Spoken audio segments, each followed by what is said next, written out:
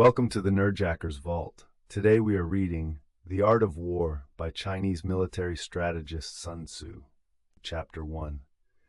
Laying Plans. Sun Tzu said, "The art of war is of vital importance to the state. It is a matter of life and death, a road either to safety or to ruin. Hence it is a subject of inquiry which can on no account be neglected. The art of war, then, is governed by 5 constant factors, to be taken into account in one's deliberations when seeking to determine the conditions obtaining in the field. These are 1. The moral law, 2. Heaven, 3. Earth, 4. The commander, method and discipline. The moral law causes the people to be in complete accord with their ruler, so that they will follow him regardless of their lives, undismayed by any danger. Heaven signifies night and day, cold and heat, times and seasons. Earth comprises distances, great and small, danger and security, open ground and narrow passes, the chances of life and death. The commander stands for the virtues of wisdom, sincerity, benevolence, courage, and strictness. By method and discipline are to be understood the marshalling of the army in its proper subdivisions, the graduations of rank among the officers, the maintenance of roads by which supplies may reach the army, and the control of military expenditure. These 5 heads should be familiar to every general. He who knows them will be victorious. He who knows them not will fail. Therefore, in your deliberations, when seeking to determine the military conditions, let them be made the basis of a comparison, in this wise: which of the 2 sovereigns is imbued with the moral law? Which of the 2 generals has most ability? With whom lie the advantages derived from heaven and earth? On which side is discipline most rigorously enforced? Which army is stronger? On which side are officers and men more highly trained? In which army is there the greater constancy both in reward and punishment?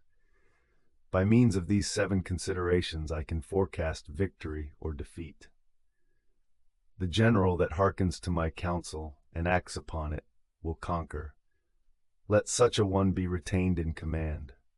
The general that hearkens not to my counsel nor acts upon it will suffer defeat. Let such a one be dismissed. While heeding the profit of my counsel, avail yourself also of any helpful circumstances over and beyond the ordinary rules. According as circumstances are favorable, one should modify one's plans. All warfare is based on deception. Hence, when able to attack, we must seem unable. When using our forces, we must seem inactive. When we are near, we must make the enemy believe we are far away. When far away, we must make him believe we are near. Hold out baits to entice the enemy. Feign disorder and crush him. If he is secure at all points, be prepared for him. If he is in superior strength, evade him. If your opponent is of choleric temper, seek to irritate him. Pretend to be weak, that he may grow arrogant. If he is taking his ease, give him no rest. If his forces are united, separate them. Attack him where he is unprepared, appear where you are not expected. These military devices, leading to victory, must not be divulged beforehand. Now the general who wins a battle makes many calculations in his temple ere the battle is fought. The general who loses a battle makes but few calculations beforehand. Thus do many calculations lead to victory, and few calculations to defeat. How much more no calculation at all? It is by attention to this point that I can foresee who is likely to win or lose. Chapter 2. Waging War. Sun Tzu said, "In the operations of war, where there are in the field 1,000 swift chariots, as many heavy chariots, and 100,000 mail-clad soldiers, with provisions enough to carry them 1,000 lie, the expenditure at home and at the front, including entertainment of guests, small items such as glue and paint, and sums spent on chariots and armor, will reach the total of 1,000 ounces of silver per day. Such is the cost of raising an army of 100,000 men. When you engage in actual fighting, if victory is long in coming, then men's weapons will grow dull, and their ardor will be damped. If you lay siege to a town, you will exhaust your strength. Again, If the campaign is protracted, the resources of the state will not be equal to the strain. Now when your weapons are dulled, your ardor damped, your strength exhausted, and your treasure spent, other chieftains will spring up to take advantage of your extremity. Then no man, however wise, will be able to avert the consequences that must ensue. Thus, though we have heard of stupid haste in war, cleverness has never been seen associated with long delays. There is no instance of a country having benefited from prolonged warfare.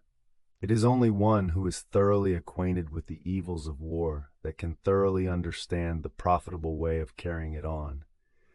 The skillful soldier does not raise a second levy, neither are his supply wagons loaded more than twice. Bring war material with you from home, but forage on the enemy. Thus the army will have food enough for its needs. Poverty of the state exchequer causes an army to be maintained by contributions from a distance. Contributing to maintain an army at a distance causes the people to be impoverished. On the other hand, the proximity of an army causes prices to go up, and high prices cause the people's substance to be drained away. When their substance is drained away, the peasantry will be afflicted by heavy exactions. With this loss of substance and exhaustion of strength, the homes of the people will be stripped bare, and 3/10 of their income will be dissipated. While government expenses for broken chariots, worn-out horses, breastplates and helmets, bows and arrows, spears and shields, protective mantles, draught oxen and heavy wagons will amount to 4/10 of its total revenue. Hence a wise general makes a point of foraging on the enemy. 1 cartload of the enemy's provisions is equivalent to 20 of one's own, and likewise a single picul of his provender is equivalent to 20 from one's own store. Now, in order to kill the enemy, our men must be roused to anger.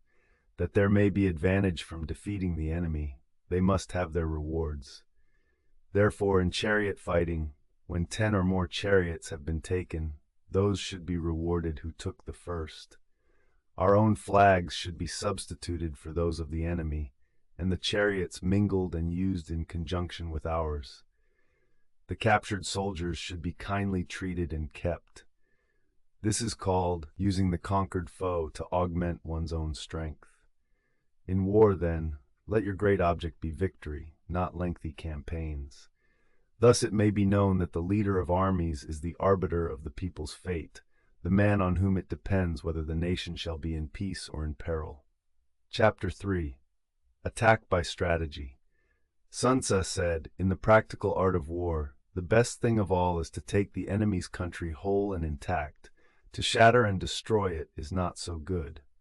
So, too, it is better to capture an army entire than to destroy it, to capture a regiment, a detachment, or a company entire than to destroy them. Hence, to fight and conquer in all your battles is not supreme excellence. Supreme excellence consists in breaking the enemy's resistance without fighting. Thus, the highest form of generalship is to balk the enemy's plans. The next best is to prevent the junction of the enemy's forces. The next in order is to attack the enemy's army in the field. And the worst policy of all is to besiege walled cities. The rule is not to besiege walled cities if it can possibly be avoided. The preparation of mantlets, movable shelters, and various implements of war will take up 3 whole months, and the piling up of mounds over against the walls will take 3 months more. The general, unable to control his irritation, will launch his men to the assault like swarming ants, with the result that 1/3 of his men are slain, while the town still remains untaken. Such are the disastrous effects of a siege. Therefore, the skillful leader subdues the enemy's troops without any fighting. He captures their cities without laying siege to them. He overthrows their kingdom without lengthy operations in the field. With his forces intact, he will dispute the mastery of the empire, and thus, without losing a man, his triumph will be complete. This is the method of attacking by stratagem. It is the rule in war, if our forces are 10 to the enemy's 1, to surround him. if 5 to 1 to attack him, if twice as numerous to divide our army into two. If equally matched, we can offer battle. If slightly inferior in numbers, we can avoid the enemy. If quite unequal in every way, we can flee from him. Hence, though an obstinate fight may be made by a small force, in the end it must be captured by the larger force. Now the general is the bulwark of the state.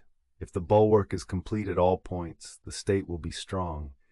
If the bulwark is defective, the state will be weak.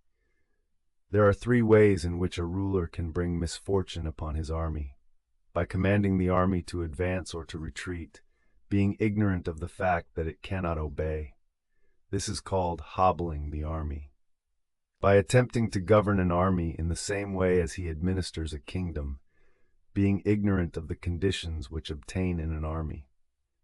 This causes restlessness in the soldiers' minds. By employing the officers of his army without discrimination, through ignorance of the military principle of adaptation to circumstances. This shakes the confidence of the soldiers. But when the army is restless and distrustful, trouble is sure to come from the other feudal princes. This is simply bringing anarchy into the army and flinging victory away. Thus, we may know that there are 5 essentials for victory. He will win who knows when to fight and when not to fight. He will win who knows how to handle both superior and inferior forces. He will win whose army is animated by the same spirit throughout all its ranks. He will win who, prepared himself, waits to take the enemy unprepared. He will win who has military capacity and is not interfered with by the sovereign. Victory lies in the knowledge of these 5 points. Hence the saying, if you know the enemy and know yourself, you need not fear the result of 100 battles. If you know yourself but not the enemy, for every victory gained you will also suffer a defeat. If you know neither the enemy nor yourself, you will succumb in every battle. Chapter 4. Tactical Dispositions. Sun Tzu said, "The good fighters of old first put themselves beyond the possibility of defeat, and then waited for an opportunity of defeating the enemy. To secure ourselves against defeat lies in our own hands, but the opportunity of defeating the enemy is provided by the enemy himself. Thus the good fighter is able to secure himself against defeat, but cannot make certain of defeating the enemy. Hence the saying, one may know how to conquer without being able to do it." Security against defeat implies defensive tactics. Ability to defeat the enemy means taking the offensive. Standing on the defensive indicates insufficient strength. Attacking, a superabundance of strength. The general who is skilled in defense hides in the most secret recesses of the earth. He who is skilled in attack flashes forth from the topmost heights of heaven. Thus, on the one hand, we have ability to protect ourselves, on the other, a victory that is complete. To see victory only when it is within the ken of the common herd is not the acme of excellence. Neither is it the acme of excellence if you fight and conquer, and the whole empire says, "Well done." To lift an autumn hair is no sign of great strength. To see the sun and moon is no sign of sharp sight. To hear the noise of thunder is no sign of a quick ear. What the ancients called a clever fighter is one who not only wins, but excels in winning with ease. Hence his victories bring him neither reputation for wisdom nor credit for courage. He wins his battles by making no mistakes. Making no mistakes is what establishes the certainty of victory, for it means conquering an enemy that is already defeated. Hence, the skillful fighter puts himself into a position which makes defeat impossible, and does not miss the moment for defeating the enemy. Thus it is that in war the victorious strategist only seeks battle after the victory has been won, whereas he who is destined to defeat first fights and afterwards looks for victory. The consummate leader cultivates the moral law and strictly adheres to method and discipline. Thus it is in his power to control success. In respect of military method, we have, firstly, measurement, secondly, estimation of quantity, thirdly, calculation, fourthly, balancing of chances, fifthly, victory. Measurement owes its existence to earth, estimation of quantity to measurement, calculation to estimation of quantity, balancing of chances to calculation, and victory to balancing of chances. A victorious army opposed to a routed one is as a pound's weight placed in the scale against a single grain. The onrush of a conquering force is like the bursting of pent-up waters into a chasm 1,000 fathoms deep. Chapter 5. Energy. Sun Tzu said, "The control of a large force is the same principle as the control of a few men. It is merely a question of dividing up their numbers. Fighting with a large army under your command is nowise different from fighting with a small one. It is merely a question of instituting signs and signals. To ensure that your whole host may withstand the brunt of the enemy's attack and remain unshaken, this is effected by maneuvers direct and indirect. That the impact of your army may be like a grindstone dashed against an egg, this is effected by the science of weak points and strong. In all fighting, the direct method may be used for joining battle, but indirect methods will be needed in order to secure victory. Indirect tactics, efficiently applied, are inexhaustible as heaven and earth, unending as the flow of rivers and streams.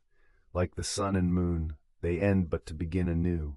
Like the 4 seasons, they pass away to return once more. There are not more than 5 musical notes, yet the combinations of these 5 give rise to more melodies than can ever be heard. There are not more than 5 primary colors, yet in combination they produce more hues than can ever been seen. There are not more than 5 cardinal tastes, yet combinations of them yield more flavors than can ever be tasted. In battle, there are not more than 2 methods of attack, the direct and the indirect. Yet these 2 in combination give rise to an endless series of maneuvers. The direct and the indirect lead on to each other in turn. It is like moving in a circle. You never come to an end. Who can exhaust the possibilities of their combination? The onset of troops is like the rush of a torrent which will even roll stones along in its course. The quality of decision is like the well-timed swoop of a falcon, which enables it to strike and destroy its victim. Therefore, the good fighter will be terrible in his onset and prompt in his decision. Energy may be likened to the bending of a crossbow, decision to the releasing of a trigger. Amid the turmoil and tumult of battle, there may be seeming disorder and yet no real disorder at all. Amid confusion and chaos, your array may be without head or tail, yet it will be proof against defeat. Simulated disorder postulates perfect discipline. Simulated fear postulates courage. Simulated weakness postulates strength. Hiding order beneath the cloak of disorder is simply a question of subdivision. Concealing courage under a show of timidity presupposes a fund of latent energy. Masking strength with weakness is to be effected by tactical dispositions. Thus, one who is skillful at keeping the enemy on the move maintains deceitful appearances, according to which the enemy will act. He sacrifices something that the enemy may snatch at it. By holding out baits, he keeps him on the march. Then with a body of picked men, he lies in wait for him. The clever combatant looks to the effect of combined energy and does not require too much from individuals. Hence his ability to pick out the right men and utilize combined energy. When he utilizes combined energy, his fighting men become, as it were, like unto rolling logs or stones. For it is the nature of a log or stone to remain motionless on level ground, and to move when on a slope, if four-cornered, to come to a standstill, but if round-shaped, to go rolling down. Thus the energy developed by good fighting men is as the momentum of a round stone rolled down a mountain thousands of feet in height. So much on the subject of energy. Chapter 6. Weak Points and Strong. Sun said, "Whoever is first in the field and awaits the coming of the enemy will be fresh for the fight. Whoever is second in the field and has to hasten to battle will arrive exhausted. Therefore, the clever combatant imposes his will on the enemy, but does not allow the enemy's will to be imposed on him. By holding out advantages to him, he can cause the enemy to approach of his own accord, or, by inflicting damage, he can make it impossible for the enemy to draw near. If the enemy is taking his ease, he can harass him. If well supplied with food, he can starve him out. If quietly encamped, he can force him to move. Appear at points which the enemy must hasten to defend. March swiftly to places where you are not expected. An army may march great distances without distress if it marches through country where the enemy is not. You can be sure of succeeding in your attacks if you only attack places which are undefended. You can ensure the safety of your defense if you only hold positions that cannot be attacked. Hence that general is skillful in attack whose opponent does not know what to defend, and he is skillful in defense whose opponent does not know what to attack. O divine art of subtlety and secrecy! Through you we learn to be invisible, through you inaudible, and hence we can hold the enemy's fate in our hands. You may advance and be absolutely irresistible if you make for the enemy's weak points. You may retire and be safe from pursuit if your movements are more rapid than those of the enemy. If we wish to fight, the enemy can be forced to an engagement even though he be sheltered behind a high rampart and a deep ditch. All we need do is attack some other place that he will be obliged to relieve. If we do not wish to fight, we can prevent the enemy from engaging us, even though the lines of our encampment be merely traced out on the ground. All we need do is to throw something odd and unaccountable in his way. By discovering the enemy's dispositions and remaining invisible ourselves, we can keep our forces concentrated while the enemy's must be divided.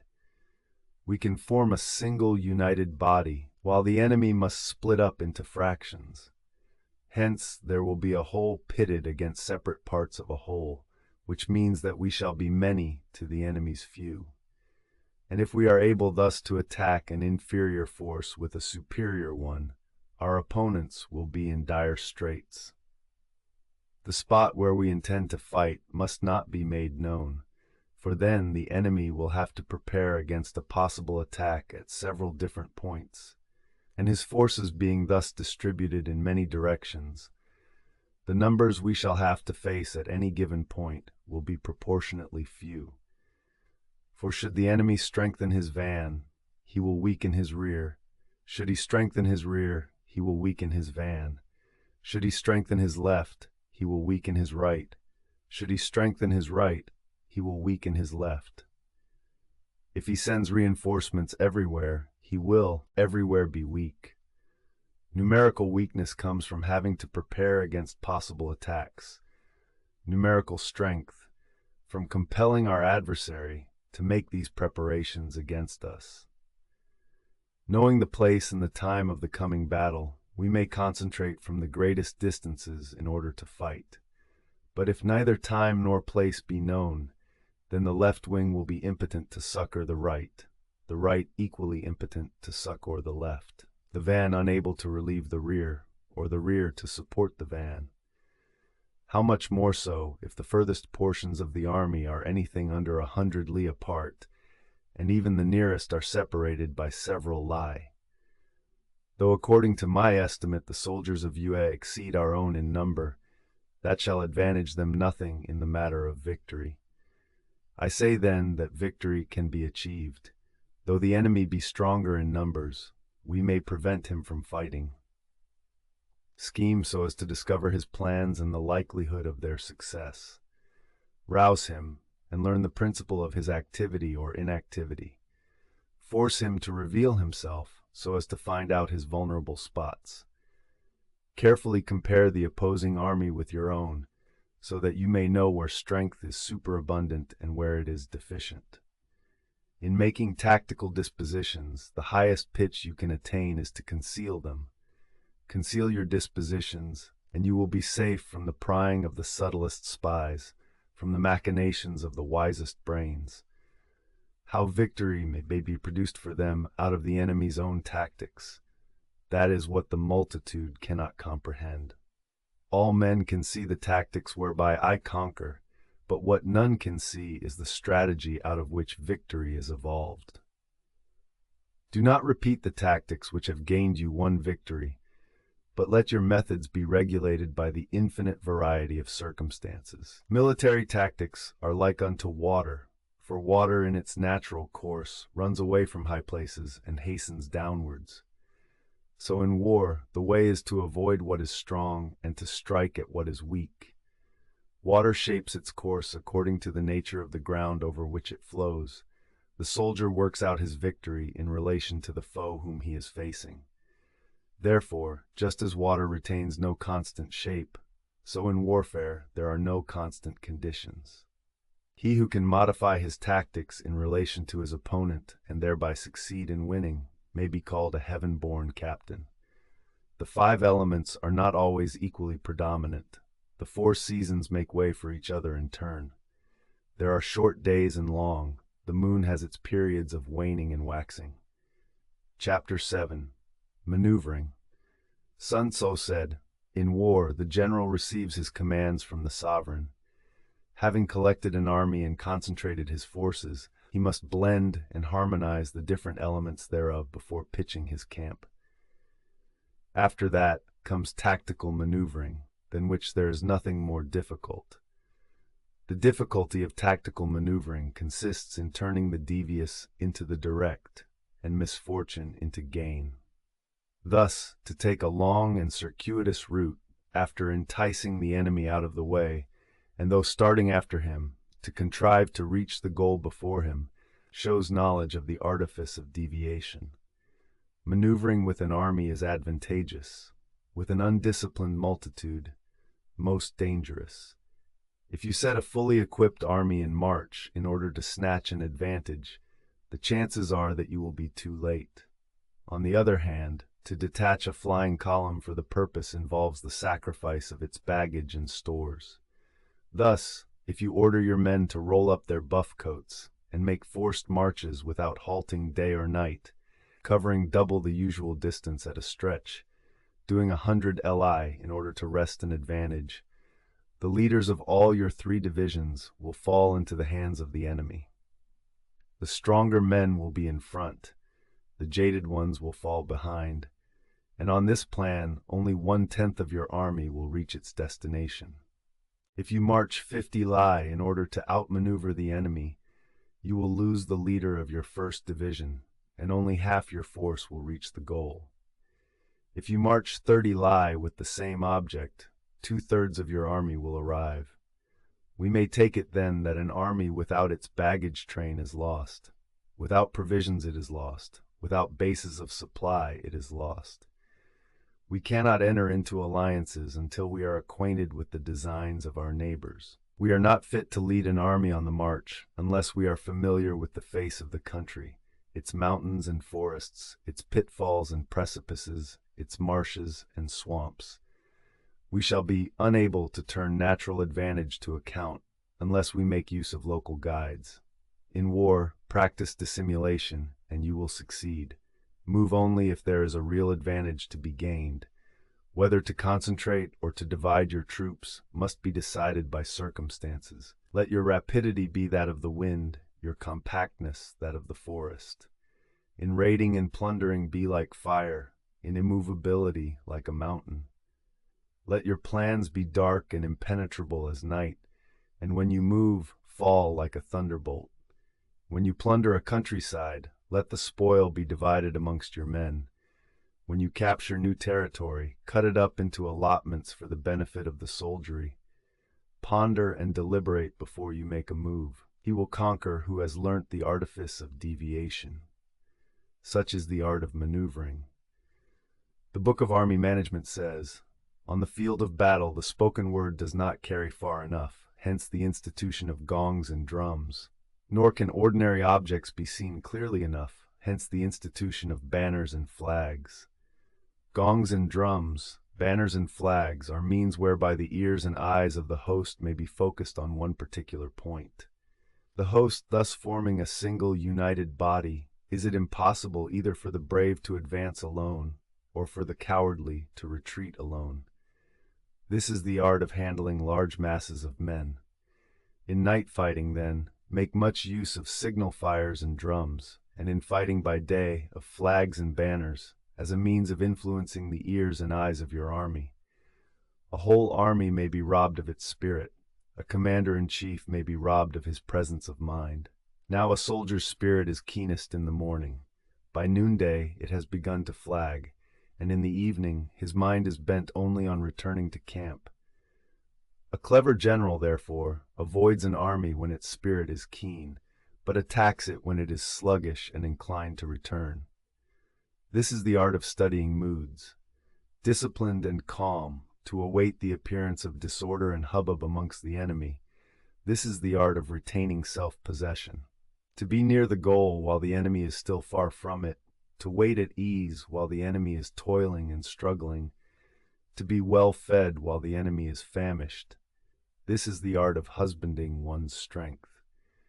To refrain from intercepting an enemy whose banners are in perfect order, to refrain from attacking an army drawn up in calm and confident array, this is the art of studying circumstances. It is a military axiom not to advance uphill against the enemy, nor to oppose him when he comes downhill. Do not pursue an enemy who simulates flight. Do not attack soldiers whose temper is keen. Do not swallow bait offered by the enemy. Do not interfere with an army that is returning home. When you surround an army, leave an outlet free. Do not press a desperate foe too hard. Such is the art of warfare. Chapter 8. Variation of Tactics. Sun Tzu said, "In war, the general receives his commands from the sovereign, collects his army, and concentrates his forces. When in difficult country, do not encamp. In country where high roads intersect, join hands with your allies. Do not linger in dangerously isolated positions. In hemmed-in situations, you must resort to stratagem. In a desperate position, you must fight. There are roads which must not be followed, armies which must not be attacked, towns which must not be besieged, positions which must not be contested, commands of the sovereign which must not be obeyed." The general who thoroughly understands the advantages that accompany variation of tactics knows how to handle his troops. The general who does not understand these may be well acquainted with the configuration of the country, yet he will not be able to turn his knowledge to practical account. So, the student of war who is unversed in the art of varying his plans, even though he be acquainted with the 5 advantages, will fail to make the best use of his men. Hence in the wise leader's plans, considerations of advantage and of disadvantage will be blended together. If our expectation of advantage be tempered in this way, we may succeed in accomplishing the essential part of our schemes. If, on the other hand, in the midst of difficulties we are always ready to seize an advantage, we may extricate ourselves from misfortune. Reduce the hostile chiefs by inflicting damage on them, and make trouble for them, and keep them constantly engaged. Hold out specious allurements, and make them rush to any given point. The art of war teaches us to rely not on the likelihood of the enemy's not coming, but on our own readiness to receive him. Not on the chance of his not attacking, but rather on the fact that we have made our position unassailable. There are 5 dangerous faults which may affect a general: recklessness, which leads to destruction; cowardice, which leads to capture; a hasty temper, which can be provoked by insults; a delicacy of honor which is sensitive to shame; over-solicitude for his men, which exposes him to worry and trouble. These are the 5 besetting sins of a general, ruinous to the conduct of war. When an army is overthrown and its leader slain, the cause will surely be found among these 5 dangerous faults. Let them be a subject of meditation. Chapter 9. The Army on the March. Sun Tzu said, "We come now to the question of encamping the army and observing signs of the enemy. Pass quickly over mountains and keep in the neighborhood of valleys. Camp in high places, facing the sun. Do not climb heights in order to fight. So much for mountain warfare. After crossing a river, you should get far away from it. When an invading force crosses a river in its onward march, Do not advance to meet it in midstream. It will be best to let half the army get across and then deliver your attack. If you are anxious to fight, you should not go to meet the invader near a river which he has to cross. Moor your craft higher up than the enemy and facing the sun. Do not move upstream to meet the enemy. So much for river warfare.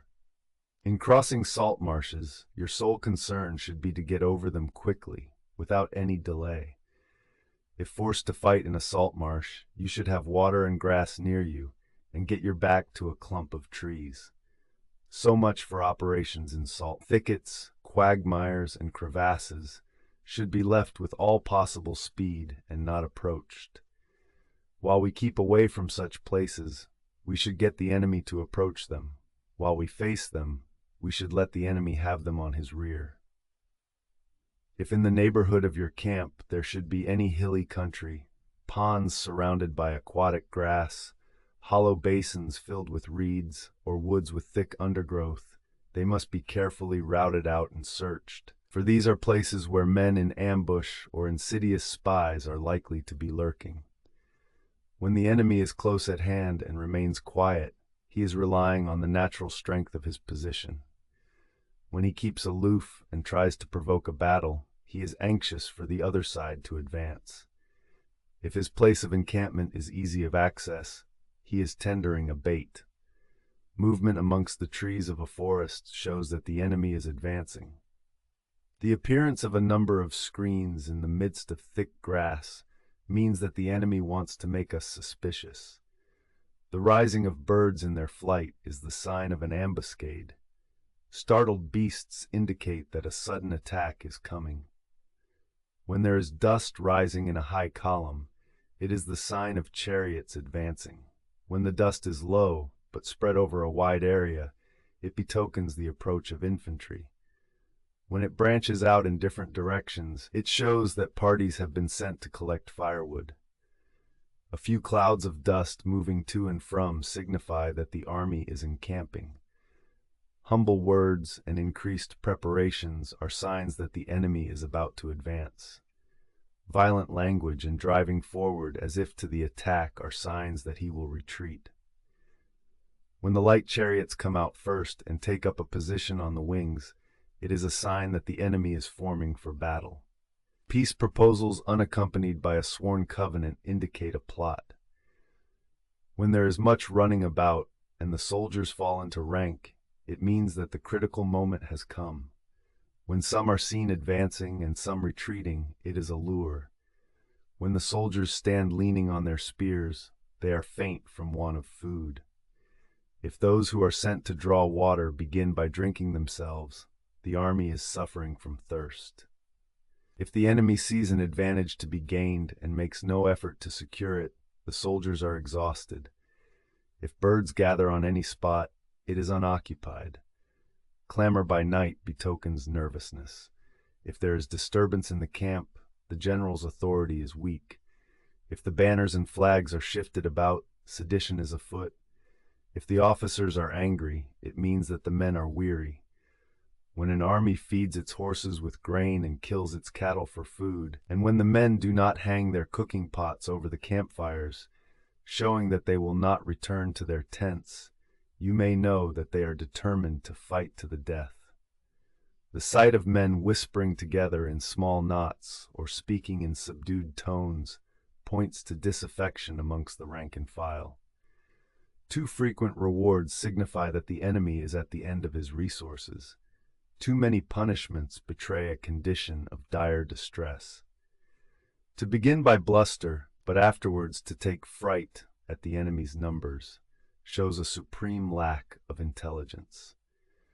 When envoys are sent with compliments in their mouths, it is a sign that the enemy wishes for a truce. If the enemy's troops march up angrily and remain facing ours for a long time without either joining battle or taking themselves off again, the situation is one that demands great vigilance and circumspection. If our troops are no more in number than the enemy, that is amply sufficient. It only means that no direct attack can be made. What we can do is simply to concentrate all our available strength, keep a close watch on the enemy, and obtain reinforcements. He who exercises no forethought but makes light of his opponents is sure to be captured by them. If soldiers are punished before they have grown attached to you, they will not prove submissive, and unless submissive, then will be practically useless. If, when the soldiers have become attached to you, punishments are not enforced, they will still be useless. Therefore, soldiers must be treated in the first instance with humanity, but kept under control by means of iron discipline. This is a certain road to victory. If in training soldiers' commands are habitually enforced, the army will be well disciplined. If not, its discipline will be bad. If a general shows confidence in his men but always insists on his orders being obeyed, the gain will be mutual. Chapter 10. Terrain. Sun Tzu said, "We may distinguish 6 kinds of terrain, to wit, 1. Accessible ground, 2. Entangling ground, 3. Temporizing ground, 4. Narrow passes, 5. Precipitous heights, 6. Positions at a great distance from the enemy. Ground which can be freely traversed by both sides is called accessible. With regard to ground of this nature, be before the enemy in occupying the raised and sunny spots, and carefully guard your line of supplies. Then you will be able to fight with advantage. Ground which can be abandoned but is hard to reoccupy is called entangling. From a position of this sort, if the enemy is unprepared, you may sally forth and defeat him. But if the enemy is prepared for your coming, and you fail to defeat him, then return being impossible, disaster will ensue. When the position is such that neither side will gain by making the first move, it is called temporizing ground. In a position of this sort, even though the enemy should offer us an attractive bait, it will be advisable not to stir forth, but rather to retreat, thus enticing the enemy in his turn. Then, when part of his army has come out, we may deliver our attack with advantage. With regard to narrow passes, if you can occupy them first, let them be strongly garrisoned and await the advent of the enemy. Should the army forestall you in occupying a pass, do not go after him if the pass is fully garrisoned, but only if it is weakly garrisoned. With regard to precipitous heights, if you are beforehand with your adversary, you should occupy the raised and sunny spots, and there wait for him to come up. If the enemy has occupied them before you, do not follow him, but retreat and try to entice him away. If you are situated at a great distance from the enemy, and the strength of the 2 armies is equal, it is not easy to provoke a battle, and fighting will be to your disadvantage. These 6 are the principles connected with earth. The general who has attained a responsible post must be careful to study them. Now an army is exposed to 6 several calamities, not arising from natural causes, but from faults for which the general is responsible. These are 1. Flight, 2. Insubordination, 3. Collapse, 4. Ruin, 5. Disorganization, 6. Rout. Other conditions being equal, if one force is hurled against another 10 times its size, the result will be the flight of the former. When the common soldiers are too strong and their officers too weak, the result is insubordination. When the officers are too strong and the common soldiers too weak, the result is collapse. When the higher officers are angry and insubordinate, and on meeting the enemy, give battle on their own account from a feeling of resentment, before the commander-in-chief can tell whether or no he is in a position to fight, the result is ruin. When the general is weak and without authority, when his orders are not clear and distinct, when there are no fixed duties assigned to officers and men, and the ranks are formed in a slovenly, haphazard manner, the result is utter disorganization. When a general, unable to estimate the enemy's strength, allows an inferior force to engage a larger one, or hurls a weak detachment against a powerful one, and neglects to place picked soldiers in the front rank, the result must be a rout. These are 6 ways of courting defeat, which must be carefully noted by the general who has attained a responsible post. The natural formation of the country is the soldier's best ally, but a power of estimating the adversary, of controlling the forces of victory, and of shrewdly calculating difficulties, dangers, and distances, constitutes the test of a great general. He who knows these things, and in fighting puts his knowledge into practice, will win his battles. He who knows them not, nor practices them, will surely be defeated. If fighting is sure to result in victory, then you must fight, even though the ruler forbid it. If fighting will not result in victory, then you must not fight even at the ruler's bidding.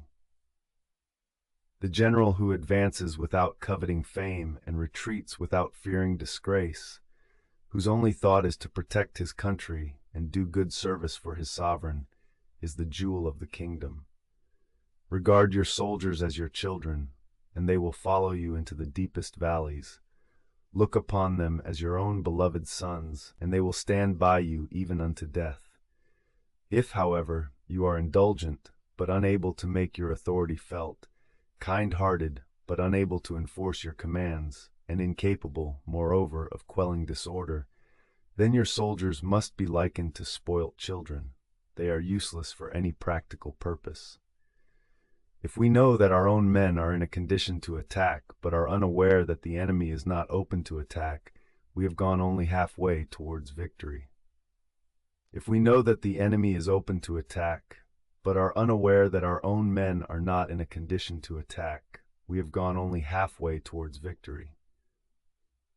If we know that the enemy is open to attack, and also know that our men are in a condition to attack, but are unaware that the nature of the ground makes fighting impracticable, we have still gone only halfway towards victory. Hence the experienced soldier, once in motion, is never bewildered. Once he has broken camp, he is never at a loss. Hence the saying, if you know the enemy and know yourself, your victory will not stand in doubt. If you know heaven and know earth, you may make your victory complete. Chapter 11. The 9 Situations. Sun Tzu said, "The art of war recognizes 9 varieties of ground. 1. Dispersive ground. 2. Facile ground. 3. Contentious ground. 4. Open ground. 5. Ground of intersecting highways. 6. Serious ground. 7. Difficult ground. 8. Hemmed-in ground. 9. Desperate ground. When a chieftain is fighting in his own territory, it is dispersive ground. When he has penetrated into hostile territory, but to no great distance, it is facile ground. Ground the possession of which imports great advantage to either side is contentious ground.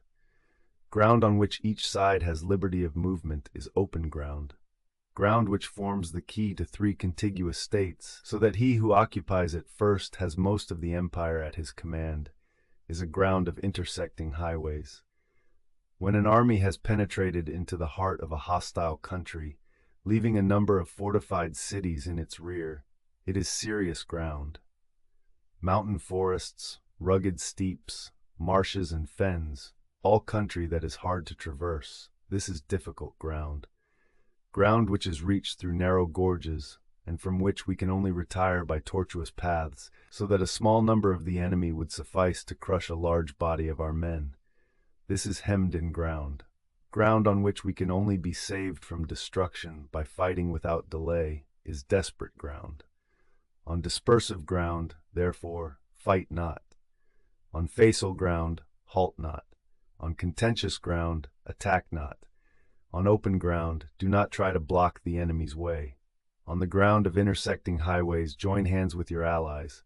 On serious ground, gather and plunder. In difficult ground, keep steadily on the march.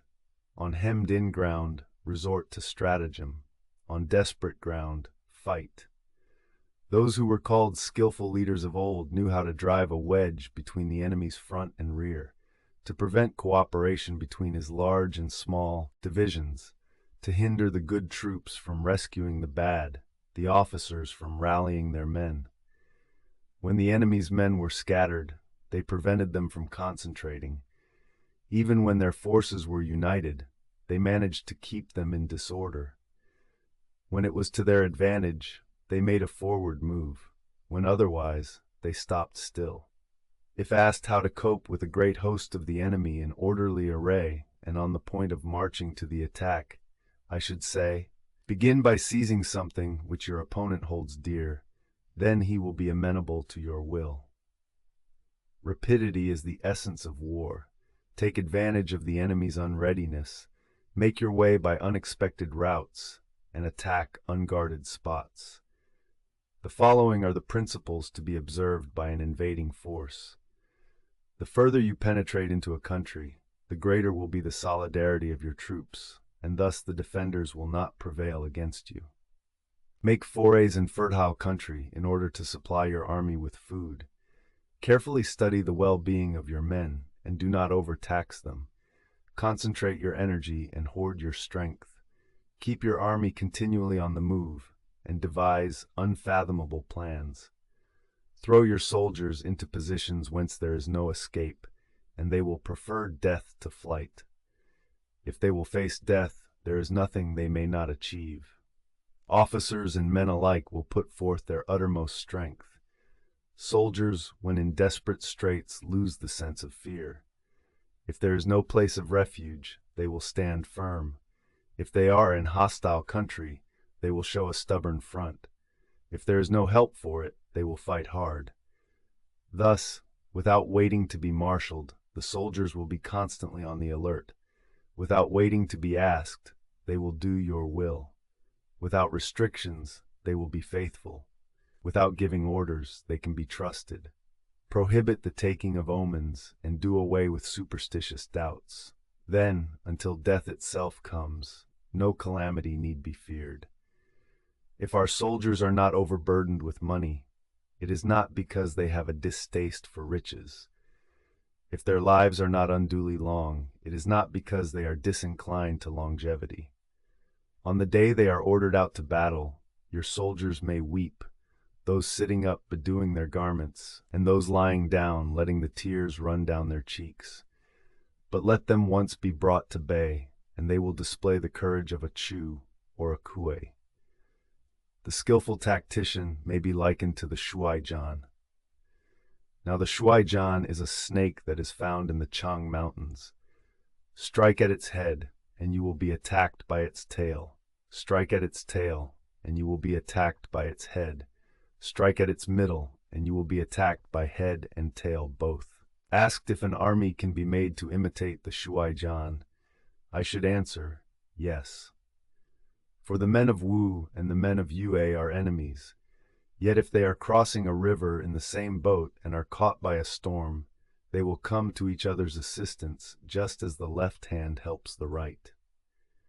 Hence it is not enough to put one's trust in the tethering of horses and the burying of chariot wheels in the ground. The principle on which to manage an army is to set up one standard of courage which all must reach. How to make the best of both strong and weak, that is a question involving the proper use of ground.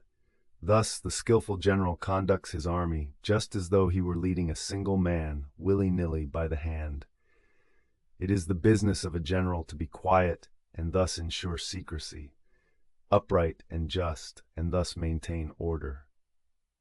He must be able to mystify his officers and men by false reports and appearances, and thus keep them in total ignorance. By altering his arrangements and changing his plans, he keeps the enemy without definite knowledge. By shifting his camp and taking circuitous routes, he prevents the enemy from anticipating his purpose. At the critical moment, the leader of an army acts like one who has climbed up a height and then kicks away the ladder behind him.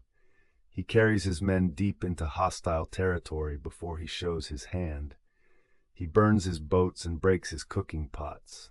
Like a shepherd driving a flock of sheep, he drives his men this way and that, and none knows whither he is going. To muster his host and bring it into danger, this may be termed the business of the general. The different measures suited to the 9 varieties of ground, the expediency of aggressive or defensive tactics, and the fundamental laws of human nature. These are things that must most certainly be studied. When invading hostile territory, the general principle is that penetrating deeply brings cohesion. Penetrating but a short way means dispersion.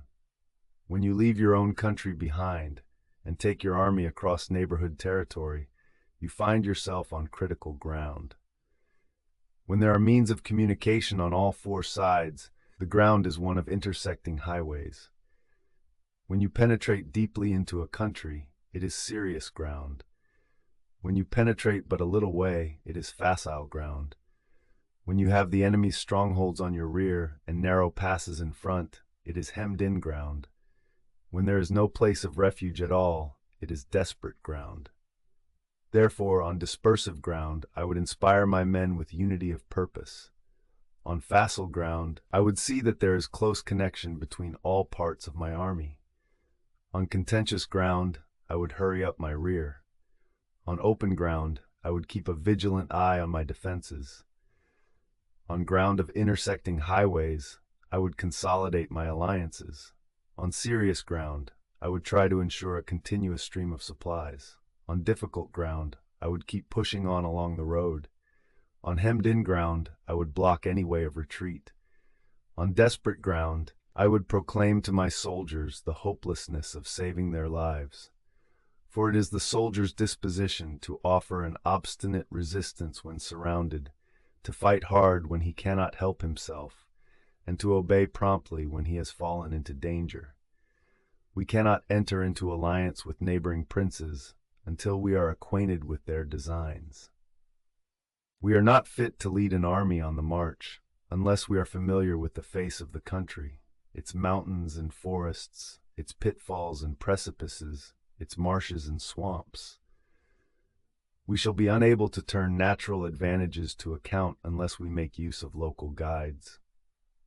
To be ignorant of any one of the following 4 or 5 principles does not befit a warlike prince. When a warlike prince attacks a powerful state, his generalship shows itself in preventing the concentration of the enemy's forces. He overawes his opponents, and their allies are prevented from joining against him. Hence, he does not strive to ally himself with all and sundry, nor does he foster the power of other states. He carries out his own secret designs, keeping his antagonists in awe. Thus he is able to capture their cities and overthrow their kingdoms. Bestow rewards without regard to rule, issue orders without regard to previous arrangements, and you will be able to handle a whole army as though you had to do with but a single man. Confront your soldiers with the deed itself. Never let them know your design. When the outlook is bright, bring it before their eyes, but tell them nothing when the situation is gloomy. Place your army in deadly peril, and it will survive. Plunge it into desperate straits, and it will come off in safety. For it is precisely when a force has fallen into harm's way that is capable of striking a blow for victory. Success in warfare is gained by carefully accommodating ourselves to the enemy's purpose. By persistently hanging on the enemy's flank, we shall succeed in the long run in killing the commander-in-chief. This is called ability to accomplish a thing by sheer cunning. On the day that you take up your command, block the frontier passes, destroy the official tallies, and stop the passage of all emissaries. Be stern in the council chamber so that you may control the situation. If the enemy leaves a door open, you must rush in. Forestall your opponent by seizing what he holds dear, and subtly contrive to time his arrival on the ground. Walk in the path defined by rule, and accommodate yourself to the enemy until you can fight a decisive battle.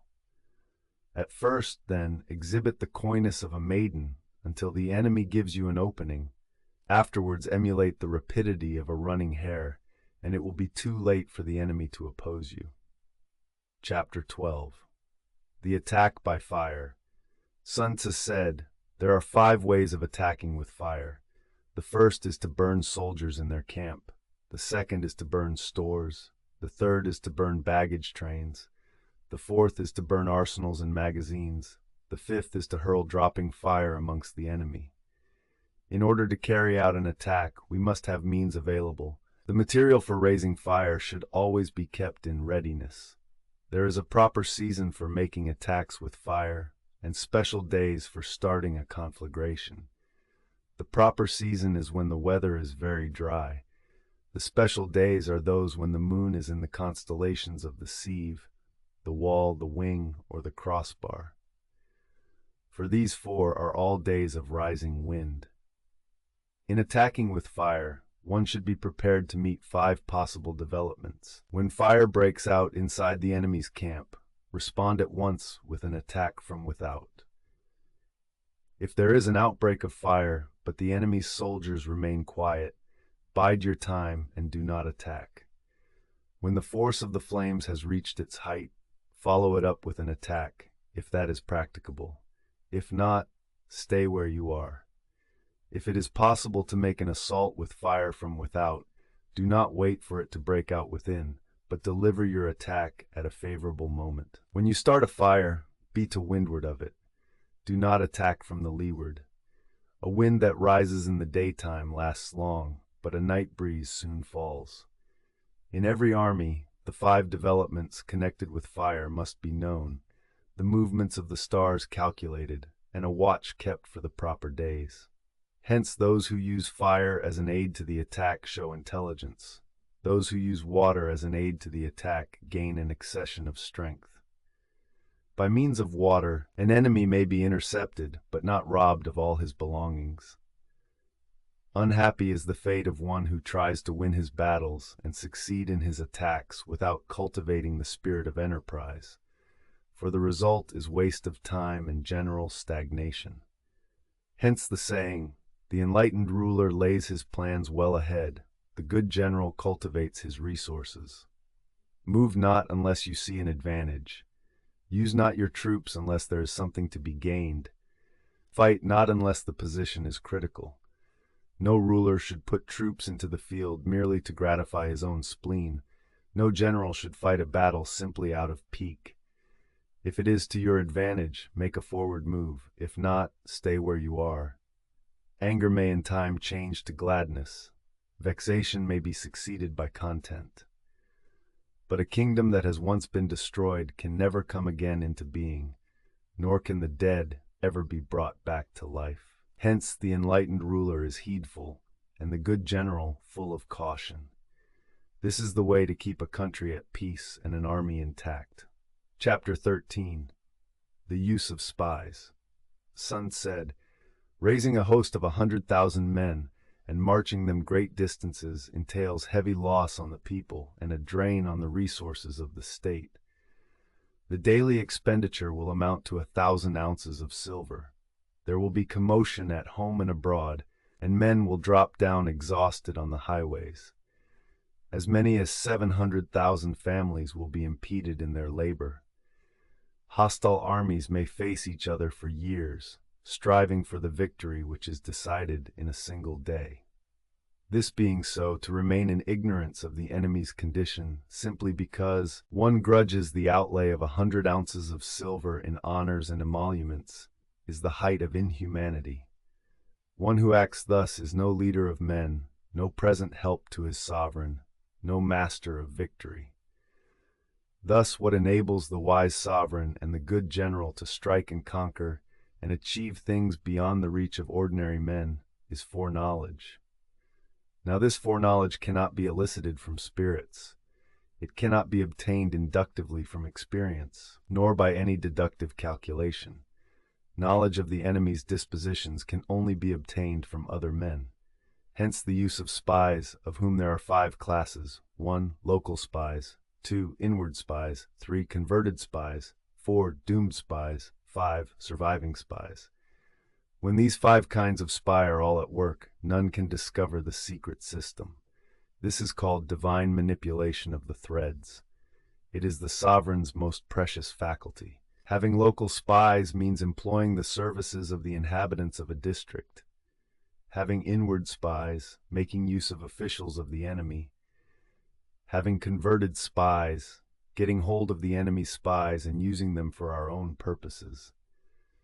Having doomed spies, doing certain things openly for purposes of deception and allowing our spies to know of them and report them to the enemy. Surviving spies, finally, are those who bring back news from the enemy's camp. Hence it is that which none in the whole army are more intimate relations to be maintained than with spies. None should be more liberally rewarded. In no other business should greater secrecy be preserved. Spies cannot be usefully employed without a certain intuitive sagacity. They cannot be properly managed without benevolence and straightforwardness. Without subtle ingenuity of mind, one cannot make certain of the truth of their reports. Be subtle, and use your spies for every kind of business. If a secret piece of news is divulged by a spy before the time is ripe, he must be put to death together with the man to whom the secret was told. Whether the object be to crush an army, to storm a city, or to assassinate an individual, it is always necessary to begin by finding out the names of the attendants, the aides-de-camp, and doorkeepers and sentries of the general in command. Our spies must be commissioned to ascertain these. The enemy's spies who have come to spy on us must be sought out, tempted with bribes, led away, and comfortably housed. Thus they will become converted spies and available for our service. It is through the information brought by the converted spy that we are able to acquire and employ local and inward spies. It is owing to his information again that we can cause the doomed spy to carry false tidings to the enemy. Lastly, it is by his information that the surviving spy can be used on appointed occasions. The end and aim of spying in all its 5 varieties is knowledge of the enemy, and this knowledge can only be derived, in the first instance, from the converted spy. Hence it is essential that the converted spy be treated with the utmost liberality. Of old, the rise of the Yin dynasty was due to Aichi, who had served under the Xia. Likewise, the rise of the Zhou dynasty was due to Luya, who had served under the Yin. Hence it is only the enlightened ruler and the wise general who will use the highest intelligence of the army for purposes of spying, and thereby they achieve great results.